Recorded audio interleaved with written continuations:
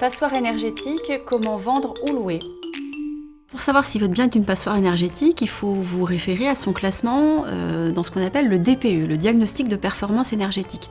Préalablement à la vente ou à la location d'un appartement, vous avez l'obligation de faire établir ce diagnostic qui a pour objet de renseigner votre futur acquéreur ou votre futur locataire sur le degré de performance énergétique du bien, qui est A pour les meilleurs jusqu'à G pour les plus mauvais élèves de la catégorie. Les passoires énergétiques se situent dans les deux dernières classes, F et G.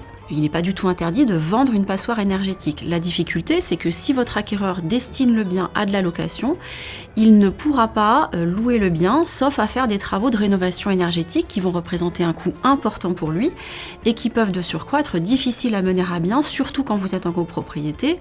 La location, vous avez le droit de louer n'importe quel logement, mais là aussi, si votre logement est mal classé au niveau énergétique, vous devez tout d'abord en informer votre locataire et surtout vous astreindre à réaliser des travaux de rénovation énergétique pour améliorer la note. Le fameux diagnostic de performance énergétique est devenu opposable depuis la loi de 2021, c'est-à-dire que le vendeur ou le bailleur devient responsable de ce document.